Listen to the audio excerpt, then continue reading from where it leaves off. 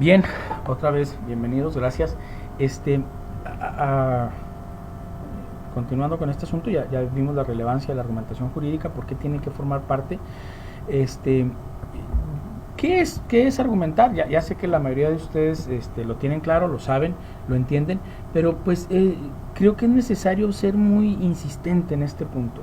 La argumentación, al final del día, es una narración que nosotros realizamos de cualquier acontecimiento. Y ojo, la narración no la hago nada más yo a la hora de resolver, sino la narración al final de cuentas son los distintos elementos que componen la demanda o los distintos elementos que componen la contestación, y que tiene que ver con una serie de discurso o discursos que busca persuadir o disuadir a alguien o convencer a alguien sobre la idea que constituye el núcleo de nuestra pretensión.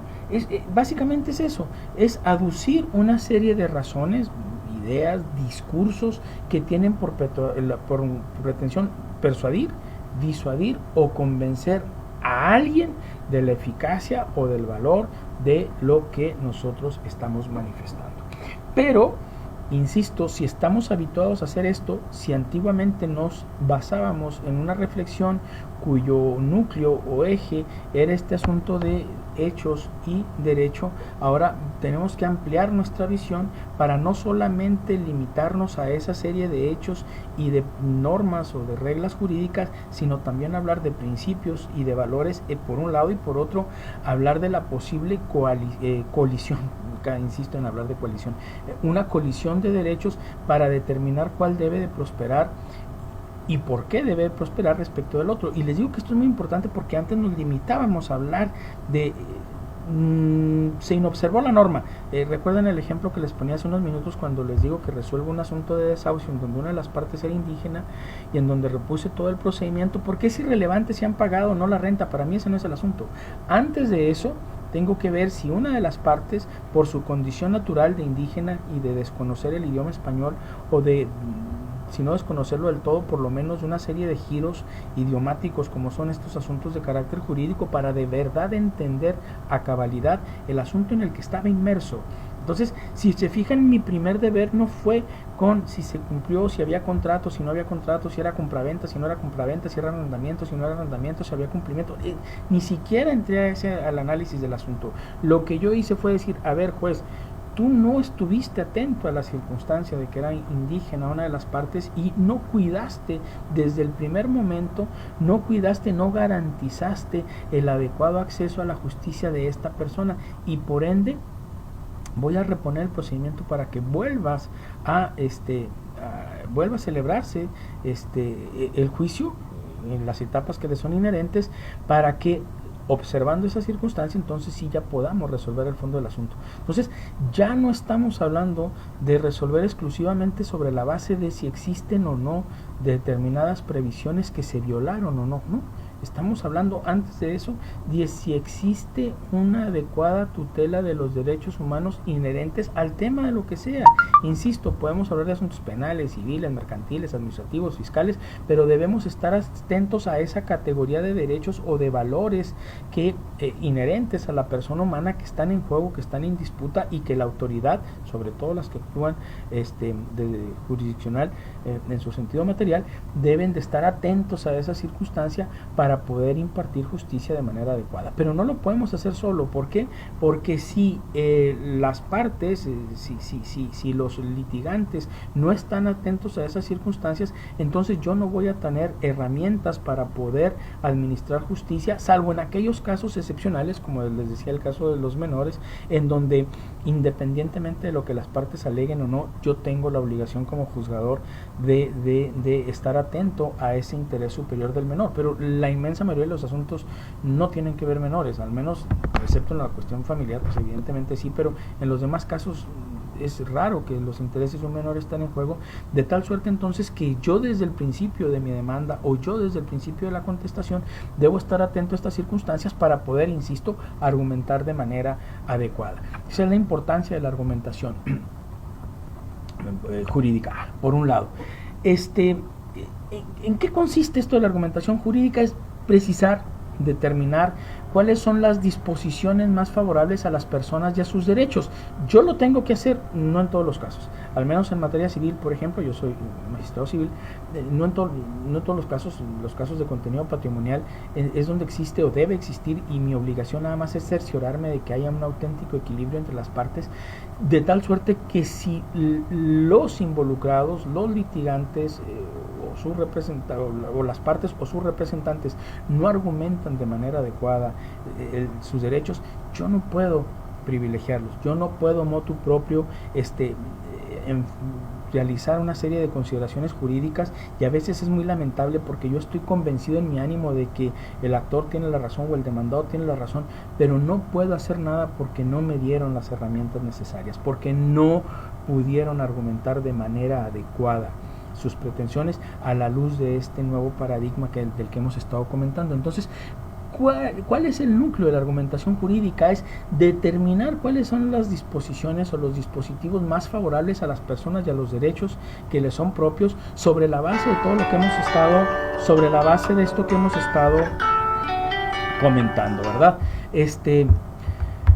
Sobre el corazón de todo este análisis, el corazón de todo este planteamiento, el corazón de esto que hemos llamado la argumentación jurídica tiene que ser lo que les acabo de mencionar: reconocer el derecho o los derechos propios, 1. 2, reconocer eventualmente el derecho de la contraria, el derecho de la contraparte o los derechos, ver de qué manera se tutelan en modo más eficaz los derechos que son de mi interés, y eventualmente, si reconozco una tensión de derechos, el demostrar por qué debe de privilegiarse, de por qué debe de prosperar mi pretensión respecto del otro. Algunas sugerencias de método que yo haría es, insisto, y he sido muy reiterativo, lo lamento, pero ya estamos a punto de terminar. Quisiera que esta conclusión fuera lo más clara posible. En primer lugar, insisto, identificar la presencia de derechos humanos. En segundo, identificar debidamente el problema del contraste normativo, esa tensión que les he venido diciendo, y luego repetir esa operación, pero ahora respecto del marco normativo aplicable, tanto en el orden nacional y esto es lo más importante, como en el orden internacional. Para eso nos van a servir entonces los tratados, los convenios por un lado, y por otro todo ese bagaje que surge de los organismos internacionales encargados de la justicia internacional, particularmente nuestro medio, la Corte Interamericana de Derechos Humanos.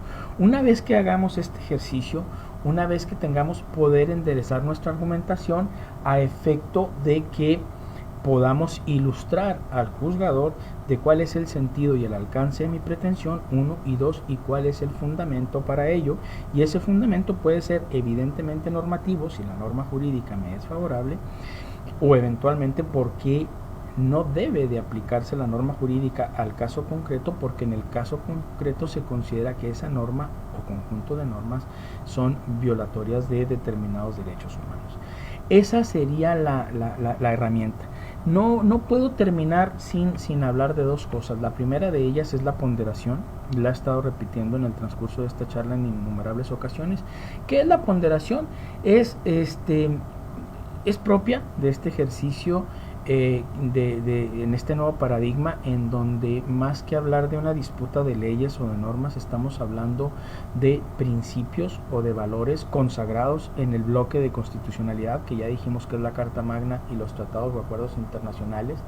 Y entonces, ¿qué es la ponderación? Sería una especie de interpretación o una interpretación sustentada en principios constitucionales que nos lleva a una conclusión diferente a la que nos llevaría de ponderar derechos, porque de ponderar normas, porque cuando hablamos de ponderar normas, lo que estamos diciendo es dónde está la norma superior, dónde está la norma inferior, y ver si existe correspondencia entre el supuesto contenido en esas normas y los hechos que están en juego o en disputa. No, cuando estamos hablando ahora de este nuevo derecho, de este nuevo paradigma que se caracteriza por principios y valores, la ponderación es la contrastación entre derechos, y eventualmente por qué se va a privilegiar uno respecto de otro, cuál es la circunstancia, cuál es la razón de que debamos de ponderar este derecho o este conjunto de derechos respecto de este otro conjunto de derechos o respecto de este derecho, y a partir de ese ejercicio, utilizar las herramientas de interpretación más necesarias, más útiles, perdón, más pertinentes, más idóneas, más adecuadas para hacer prosperar mi pretensión. Yo con esto termino. Son una serie de recomendaciones. No quiero terminar esta exposición sin antes invitarlos, insisto, a estudiar estos nuevos temas en profundidad. ¿Cuáles son estos 3 temas? Uno tiene que ver con los derechos humanos, 2, lo que tiene que ver con acuerdos y tratados internacionales de los que México forma parte, para poder entender que ya no estamos hablando nada más de un conjunto de normas constitucionales o legales como herramientas de trabajo cotidianas en el desempeño de nuestra labor, y 3, la argumentación jurídica sobre la base de estos elementos interpretativos, etcétera, de estudio, de análisis, para poder sustentar de manera adecuada nuestras pretensiones. Yo con esto termino. Nos vemos la próxima ocasión, y habíamos dicho que una vez que concluyamos esto, podíamos entonces ya seguir con un espacio para las preguntas y las respuestas, que yo estaría encantado de poder interactuar con ustedes en la plataforma que estamos utilizando al efecto. Pero pues con esto concluyo. Le agradezco mucho a las academias de litigio oral la invitación, a ustedes la oportunidad de compartir, y buenas tardes, y nos vemos en la próxima.